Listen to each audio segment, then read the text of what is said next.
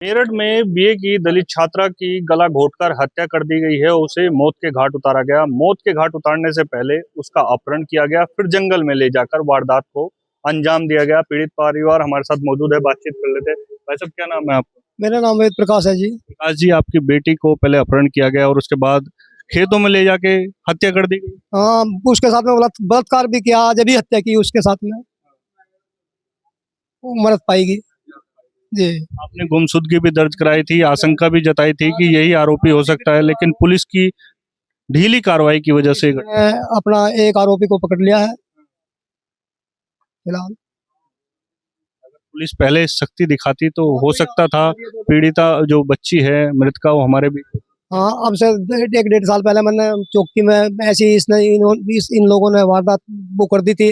मैंने वहाँ चौकी में वो करी थी, चौकी में लिपा पोती करके मान लिया फैसला कर लिया था कि मान लिया अब से बाद में कुछ नहीं होगा। फिर भी मुझे डेढ़ साल 2 साल बाद में मान लिया मैं गाँव छोड़ करके गाँव से मान लिया मेरठ आ गया बच्चों को पढ़ाने के लिए। मगर मेरे साथ में कुछ अनहोनी घटना ना हो, लेकिन वो अनहोनी घटना फिर भी हो गई।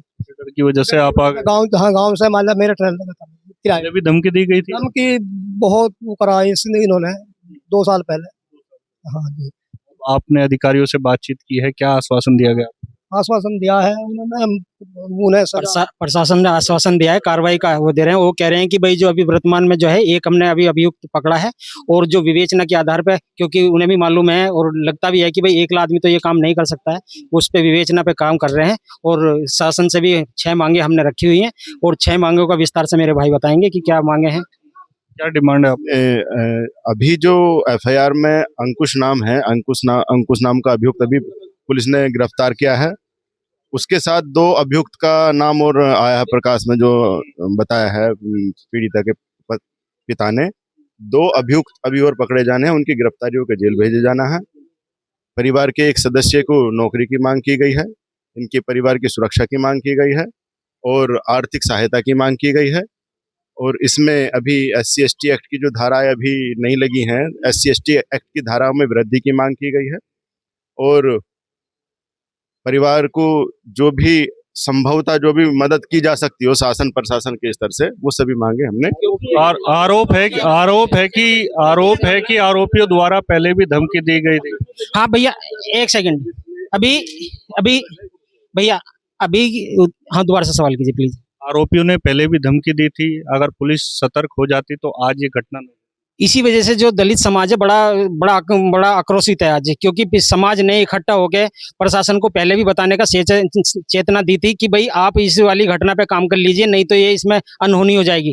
पीड़ित परिवार कुछ समय पहले फिर ये गांव छोड़ के भी मतलब शहर की तरफ रहने लगा था कि इस गांव से सुरक्षित शहर होते हैं, लेकिन उनकी मानसिकता, उनकी क्रूरता यहाँ तक ले गई कि उस लड़की को उन्होंने वहां से अपहरण करके, गैंगरेप करके और इतनी क्रूरता से हत्या की है कि इतनी जघन्य अपराध किया है जिसकी मतलब जितनी घोर निंदा किया जाए उतना कम है।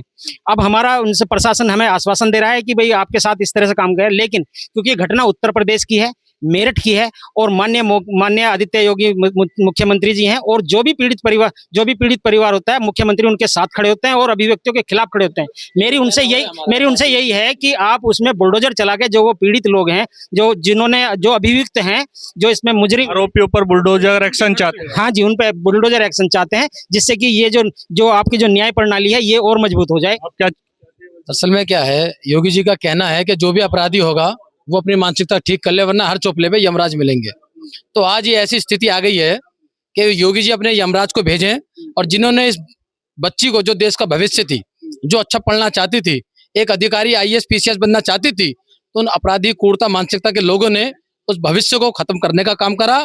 तो योगी जी अपने यमराज को भेजें और उस यमराज के माध्यम से उस बदमाश को, उस दबंग आदमी को जिसने एलानिया मर्डर करने का काम करा, उसको नस्तो नाबूद करने का काम कर। धन्यवाद हमसे बातचीत करने के लिए। पीड़ित परिवार है, बता रहा है कि जो इस तरीके से आरोपियों ने घटना को अंजाम दिया है, उसी तरीके से सरकार भी उसके खिलाफ बुलडोजर एक्शन करे। फिलहाल पीड़ित परिवार मांग कर रहा है कि आरोपियों के खिलाफ सख्त कार्रवाई, साथ ही आर्थिक रूप से मदद भी की जाए। मैं अपने सहयोगी साथ राजू शर्मा, हिंदी खबर, मेरठ।